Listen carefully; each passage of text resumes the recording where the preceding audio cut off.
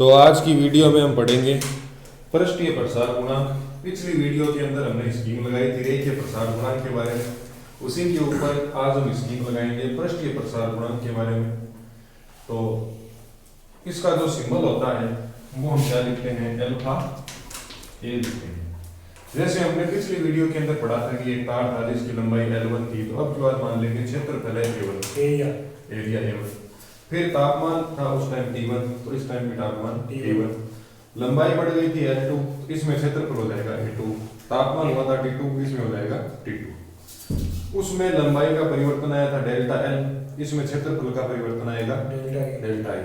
तापमान का परिवर्तन था इसमें डेल्टा T, इसमें भी रहेगा delta T। Same to same वही चीज है, बस लंबाई की जगह क्या कर देंगे क्षेत्रफल। तो भाई लोगों सबसे पहले इसकी परिभाषा लिखो। जब किसी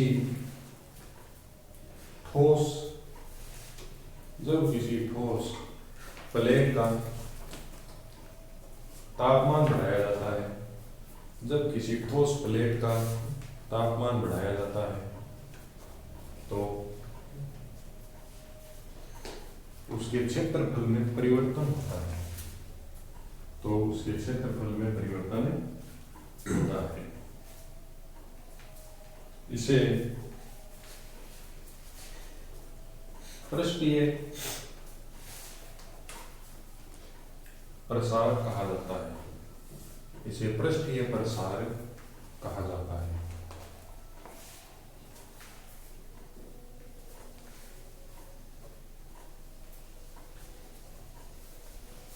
अब फोटो बनाते हैं। देखो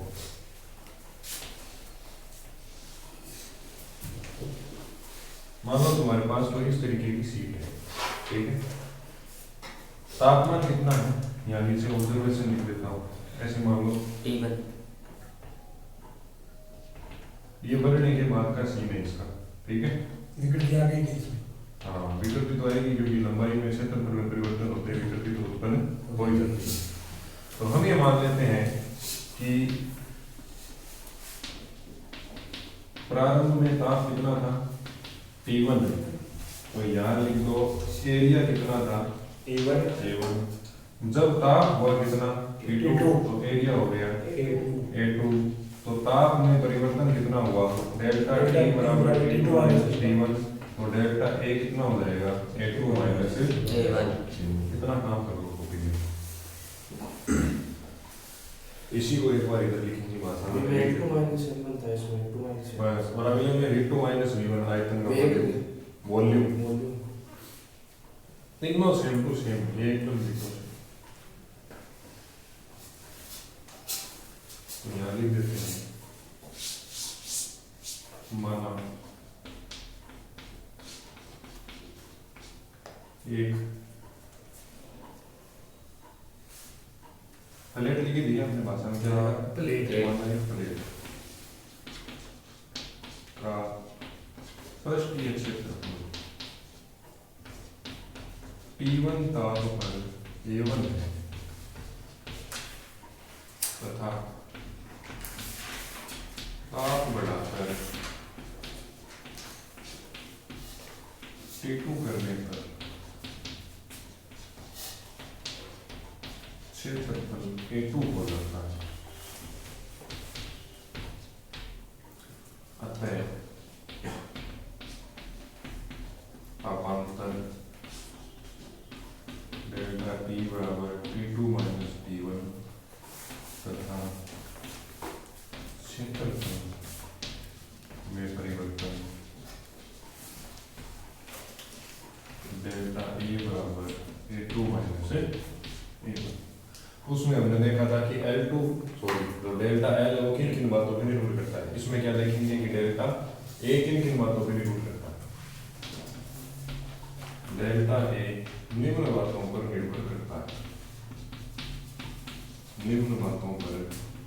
निर्भर करता है,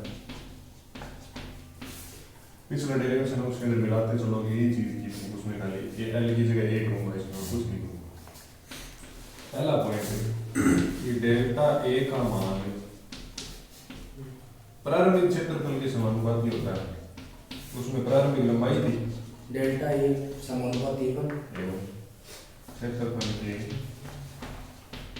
समानुपाती होता है, अर्थात डेल्टा ए समानुपाती एवं,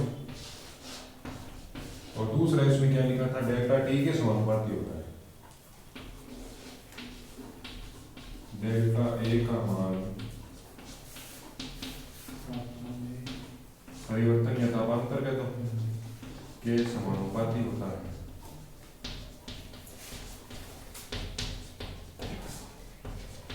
अर्थात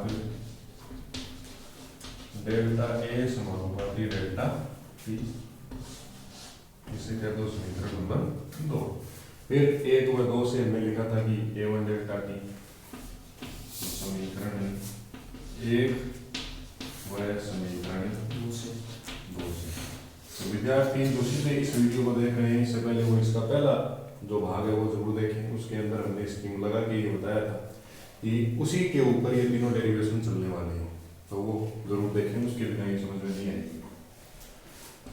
तो डेल्टा ए समानुपाती A1 डेल्टा टी, अब ये समानुपाती हटाएंगे तो अल्फा आ जाएगा, और डेल्टा ए बराबर अल्फा ए, क्योंकि उसमें अल्फा और उसमें अल्फा ए, क्योंकि पृष्ठीय प्रसार की है तो पृष्ठीय का मतलब एरिया A1 डेल्टा, तो ये आ गई तुम्हारी समीकरण नंबर। अब समीकरण 3 से पहले ये लिख दो कि जो अल्फा ए है वो क्या है, पृष्ठीय प्रसार गुणांक है। फिर इसकी परिभाषा लिखेंगे, पृष्ठीय प्रसार गुणांक। ये पूछते हैं क्या अल्फा की परिभाषा है? ये लिखते हैं कि पृष्ठीय प्रसार गुणांक को परिभाषित करो, तो फिर इसकी परिभाषा लिखेंगे अब जो लिखेंगे। या जब बड़ा प्रश्न आता है तो उसमें ये बोला जाता है कि जब किसी ठोस द्रव गैस का तापमान बढ़ाया जाता है तो उसमें होने वाले प्रसारों की व्याख्या करो, तो उसमें तीनों प्रसार बताने, ये पृष्ठीय तीनों पूरे के पूरे ऐसे। तो ये 4 नंबर का ये सब लिख लेंगे, डेल्टा, और ये रेखीय पूछेगा तो डेल्टा ए बोलेगा। अगर नाम दे के पूछ ले, जैसे रेखीय पूछ ले या पृष्ठीय पूछ ले या आयतन पूछ ले, तो केवल वही बताना है, और उसके नंबर से हमें अंदाजा चल जाएगा कि छोटा प्रश्न होगा तो 2 नंबर का आएगा, बड़ा आएगा तो 4 का आएगा।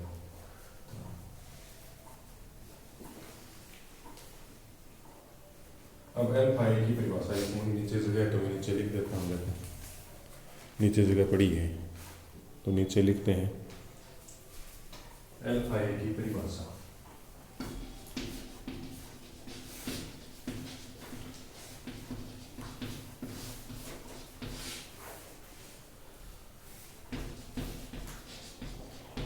तो वही तरीका कि समीकरण 3 से देखो क्या क्या है आपके पास में।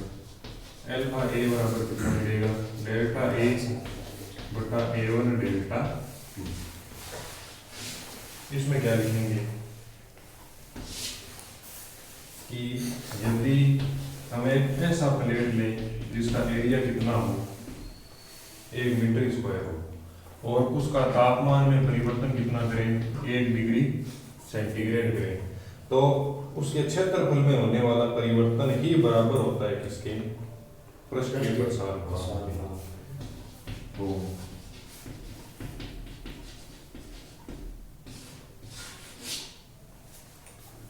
अब लिखेंगे इसकी डेफिनेशन, पहले इतना काम कर लो, समीकरण 4।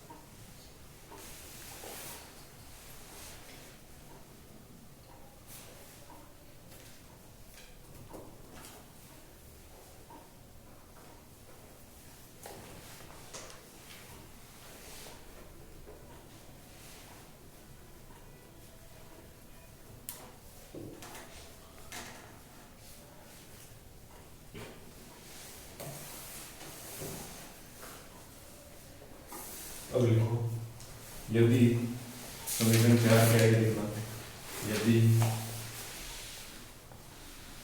1 मीटर स्क्वायर क्षेत्रफल वाली प्लेट का, यदि 1 मीटर स्क्वायर क्षेत्रफल वाली प्लेट का तापमान, यदि 1 मीटर स्क्वायर क्षेत्रफल वाली प्लेट का तापमान 1 डिग्री सेंटीग्रेड बढ़ाया जाए, 1 मीटर स्क्वायर क्षेत्रफल वाली प्लेट का तापमान 1 डिग्री सेंटीग्रेड बढ़ाया जाए तो क्षेत्रफल में उत्पन्न परिवर्तन, तो क्षेत्रफल में उत्पन्न परिवर्तन 1 डिग्री सेंटीग्रेड बढ़ाया जाए तो क्षेत्रफल में उत्पन्न परिवर्तन कोमा रेखीय प्रसार गुणांक, पृष्ठीय प्रसार गुणांक, रेखीय यानी पृष्ठीय लिखो, क्षेत्रफल में परिवर्तन, हाँ क्षेत्रफल में परिवर्तन कोमा पृष्ठीय प्रसार गुणांक के बराबर होता है, पृष्ठीय प्रसार गुणांक के बराबर होता है। अब लिखो समीकरण 3 का अन्य रूप,